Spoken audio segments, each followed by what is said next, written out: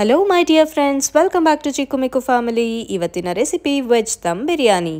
So ನಾನಿಲ್ಲಿ first mixie ಜಾರ್ಗೆ ಒಂದು ಅರ್ಧ ಚಿಪ್ಪಷ್ಟು ಕೊಬ್ಬರಿನ ಚಿಕ್ಕದಾಗಿ ಹಚ್ಕೊಂಡಿದ್ದೀನಿ. ಒಂದು ಸ್ಟಿಕ್ ಚಕ್ಕೆ, ಒಂದು ಏಲಕ್ಕಿ ಮತ್ತು ಒಂದು 4ರಿಂದ 5 ಲವಂಗ, ಒಂದು ಕೈ ಹಿಡಿಯಷ್ಟು ಕೊತ್ತಂಬರಿ ಮತ್ತು ಒಂದು ಕೈ ಹಿಡಿಯಷ್ಟು ಪುದೀನಾನ ಹಾಕ್ಕೊಂಡಿದ್ದೀನಿ. ಇದನ್ನೆಲ್ಲ ಹಾಕ್ಕೊಂಡು ನೀಟಾಗಿ ಒಂದು ಸತಿ ತರಿಯಾಗಿ ರುಬ್ಕೊಂಬಿಡೋಣ.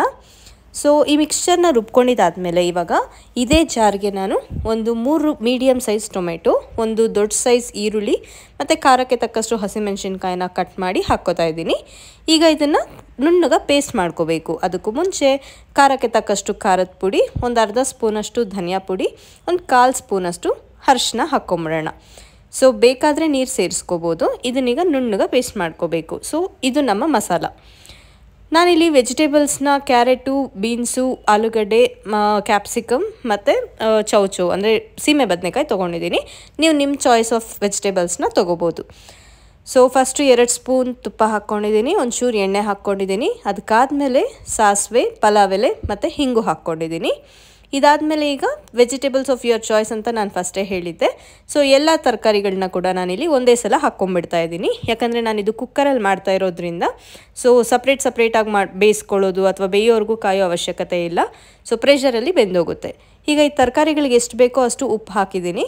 ಹಾಗೆ 1 ಸ್ಪೂನಷ್ಟು ಎವರೆಸ್ಟ್ ಅವ್ರದ್ದು ಬಿರಿಯಾನಿ ಪೌಡರ್ ಹಾಕ್ಕೊಂಡಿದ್ದೀನಿ. ನೀವು ಬೇಕಿದ್ದರೆ ಹಾಕ್ಕೋಬೋದು, ಬೇಡ ಅಂದರೆ ಸ್ಕಿಪ್ ಮಾಡ್ಕೋಬೋದು. ಹಾಗೆ 1 ಸ್ಪೂನಷ್ಟು ಶುಂಠಿ ಬೆಳ್ಳುಳ್ಳಿ ಪೇಸ್ಟ್. ಇದನ್ನೆಲ್ಲ ಹಾಕ್ಕೊಂಡು ಒಂದು ಸ್ವಲ್ಪ ಮಿಕ್ಸ್ ಮಾಡ್ಕೊಂಡ್ಮೇಲೆ ನಾವು ರುಬ್ಬಿಟ್ಕೊಂಡಿದ್ವಲ್ಲ ಮಸಾಲ, ಇದನ್ನಿಲ್ಲಿ ಸೇರಿಸ್ಕೊತಾ ಇದ್ದೀನಿ. ಒಂದು ಸತಿ ನೀಟಾಗಿ ಕಲಿಸ್ಕೊಂಡು ಬೇಕಾದರೆ ಒಂಚೂರು ನೀರು ಕೂಡ ಸೇರಿಸ್ಕೋಬೋದು. ಅಷ್ಟೇ. ಇದಕ್ಕೀಗ ನಾವು ನೆನೆಸಿಟ್ಕೊಂಡಿರ್ತಕ್ಕಂಥ ಅಕ್ಕಿ ಇದೆಯಲ್ಲ, ಅಕ್ಕಿ ಮತ್ತು ನೀರು ಇದನ್ನಿಲ್ಲಿ ಆ್ಯಡ್ ಮಾಡ್ಕೊಂಬಿಡೋಣ. ಸಿಂಪಲ್ ಆಗಿದೆ ಅಲ್ವಾ ರೆಸಿಪಿ. ಸೊ ಈ ಮೆಥಡ್ ಮಾಡೋದ್ರಿಂದ ನೀವು ಟೈಮ್ ಕೂಡ ಸೇವ್ ಆಗುತ್ತೆ. ಪ್ರೆಷರ್ ಕುಕ್ಕರಲ್ಲಿ ಮಾಡೋದ್ರಿಂದ ಬೇಗ ಕೂಡ ಆಗುತ್ತೆ. ಸೊ ಈ ಸ್ಟೇಜಲ್ಲೇ ಒಂದು ಸತಿ ಉಪ್ಪು ಚೆಕ್ ಮಾಡ್ಕೊಂಬಿಡಿ. ಬೇಕು ಅನಿಸಿದ್ರೆ ಇನ್ನೊಂದು ಸ್ವಲ್ಪ ಉಪ್ಪು ಹಾಕ್ಕೊಂಬಿಡಿ. ಅಷ್ಟೇ. ಒಂದು ಸತಿ ನೀಟಾಗಿ ಕಲಿಸ್ಬಿಟ್ಟು ಪ್ರೆಷರ್ ಕುಕ್ಕರ್ ಮುಚ್ಚಿ 2 ವಿಸಿಲ್ ಬರೋವರೆಗೂ ಕಾದರೆ ರೆಡಿ ಆಗುತ್ತೆ ನಮ್ಮ ವೆಜ್ ದಮ್ ಬಿರಿಯಾನಿ.